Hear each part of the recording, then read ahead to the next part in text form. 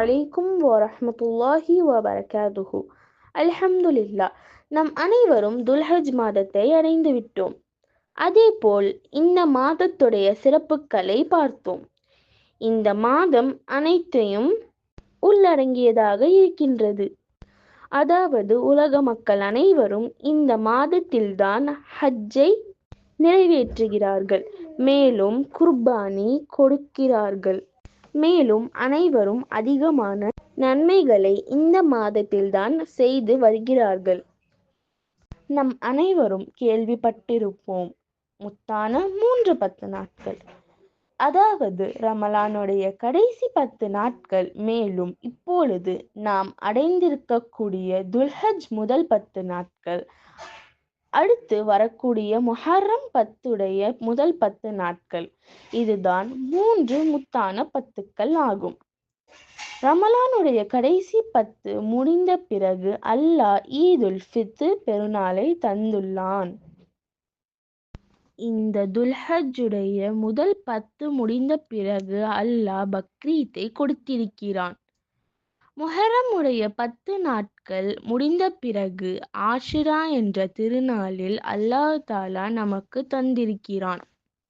இப்படி வருடத்தினுடைய 3 பெருநாட்களுக்கு முன் அல்லாஹ் இந்த அற்புதமான 10 நாட்களை தந்துள்ளான். அதன் அடிப்படையில் பெருநாளை சந்திப்பதற்கு முன் இந்த 10 நாட்களிலும் அல்லாஹ் மேம்படுத்தியுள்ளான். இந்த 10 நாட்களில் செய்யப்படுகின்ற துஆக்கள் உடனே கபூலாகப்படுகின்றது. இந்த 10 நாட்களுக்கு ரஹ்மத்துக்கள் பூமிக்கு இறங்குகின்றது. நபி ஸல்லல்லாஹு அலைஹி வஸல்லம் அவர்கள் கூறினார்கள், இந்த 10 நாட்களில் செய்யும் அனைத்து சாலிஹான அமல்கள் அல்லாஹ்விடத்தில் மிகுந்த பாக்கியத்தை உடையவையாக இருக்கின்றது.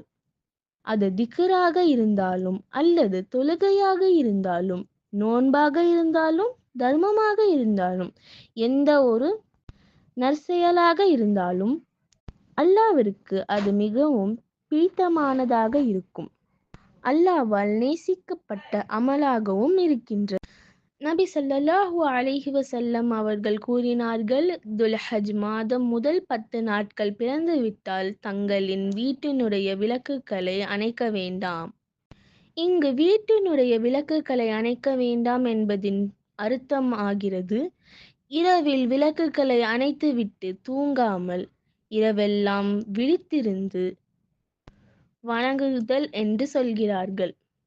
இந்த 10 நாட்களில் இரவெல்லாம் தொழுது அல்லாஹ்வை வணங்குங்கள் என்று இதனுடைய கருத்தாகும்.